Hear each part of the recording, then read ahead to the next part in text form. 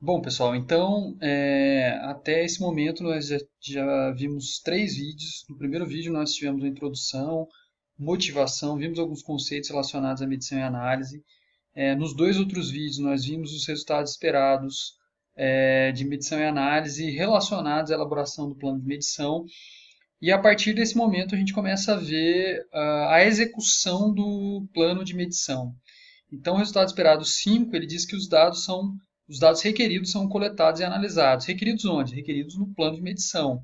Então, isso aqui envolve basicamente coletar os dados de acordo com o que foi planejado. Então, vocês chegaram a ver o plano de medição, onde nós definimos os objetivos, as questões que respondem a esses objetivos, a periodicidade, responsável, motivação. Vimos as medidas, tanto derivadas como simples, que devem ser coletadas, a descrição das medidas, o procedimento de coleta, a unidade de medida, os responsáveis, o local para armazenamento dessas medidas. Vimos ainda os indicadores, a descrição, né, dos indicadores, a descrição do procedimento de coleta ou geração desses indicadores, tá? Vimos o procedimento de análise. Então, tudo isso aqui foi visto nos vídeos anteriores.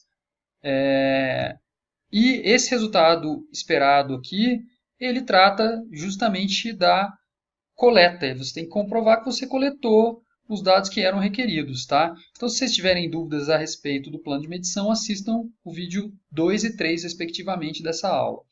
Então, uma vez coletados os dados, é necessário analisar esses dados conforme planejado, conforme consta no plano de medição, tá? Então, é necessário realizar análises adicionais, se for necessário, gerar indicadores, se necessário, armazenar os resultados dessa análise, revisar os dados dos interessados e tomar as decisões necessárias para normalizar o projeto com base nos procedimentos indicados. Esse item 5, 6, na verdade, mais especificamente esse item 5 e 7, eles correspondem aos próximos resultados esperados. Eu coloquei aqui mais para facilitar mesmo, para ficar mais didático, tá? Mas armazenar o resultado das análises é o resultado esperado 6 e revisar os dados com os interessados e tomar as decisões necessárias para normalizar o projeto com base nos procedimentos indicados, isso aqui corresponde aos resultados 6 e 7, respectivamente, tá? É importante ainda no resultado 5, é importante coletar as medidas na periodicidade que foram estipuladas, tá? Vários problemas com medições ocorrem nessa fase, com coletas tardias, que levam a dados não confiáveis e que não refletem a realidade, tá? Informações de contexto são importantes registrar, ajudam na realização de análises mais precisas, confiáveis e com menos viés, tudo bem? E tentar avaliar os dados também no contexto organizacional, não só dentro do contexto de um projeto específico. Aí nós vamos para o resultado esperado 6. Os dados e os resultados das análises são armazenados. Então, os dados e os resultados dessas análises, incluindo os dados de medição, especificações das medições, os resultados das análises, indicadores, a interpretação deles, devem ser armazenados para recuperação pelos interessados e para futuro uso. Tá? Normalmente, a gente armazena o quê? Plano de medição, especificações de medidas, conjunto de dados que foram coletados e os relatórios de análise e as apresentações que foram feitas para a gerência sênior, tá? Bom, os dados e os resultados, agora vamos para o resultado 7, né? Os dados e os resultados das análises são comunicados aos interessados e são utilizados para apoiar decisões. Então, comunicar os resultados aos interessados apoiando os processos de tomada de decisão. Esse é o objetivo desse resultado esperado, tá?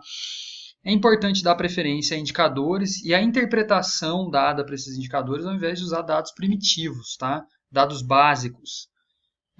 Se possível, é interessante despersonalizar os dados para evitar qualquer uso que possa prejudicar outras pessoas, né? Então, com a preservação da confidencialidade dos dados, evita que as informações tenham uso indevido na organização. Por exemplo, ao invés de ficar colocando a produtividade específica de cada pessoa, opte por avaliar, analisar, coletar a produtividade global da equipe ou a produtividade de um perfil, ok? Isso é útil para preservar para não prejudicar as pessoas dentro da empresa.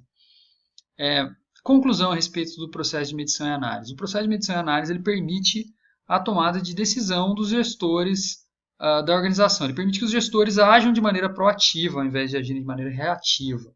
Tá? O processo de medição ele é extremamente útil para o gerente de projetos, mas ele pode ser útil para vários perfis dentro da empresa. Tá? Ele pode ser útil para identificar áreas, setores da organização que não estão funcionando muito bem, que você pode realizar treinamentos com os profissionais, tá? E o processo de medição e análise ele ainda vai evoluir consideravelmente nos próximos níveis de maturidade, tá? Entre o nível E e C, os níveis parcialmente definido e definido, tá? O processo de medição e análise vai começar a guardar informações do processo definido. E isso vai permitir que se forme uma base de medidas e essa base de medidas vai poder ser utilizada no futuro, especificamente lá no nível B, para fazer uma gerência quantitativa do projeto. Tá? Então, quer dizer, eu vou poder construir gráficos de controle, verificar quais processos estão estáveis, quais atributos estão estáveis. Isso facilitará, por exemplo, para a empresa a assinatura de contratos com acordos de níveis de serviço. Tá? Então, essa é a expectativa da medição e análise na alta maturidade. Tudo bem? Bom, pessoal, essa é a nossa aula, a última aula de medição e análise. Agora eu gostaria que vocês elaborassem um plano de medição para a organização de vocês. Ok? Eu fico por aqui. Um abraço. Tchau, tchau.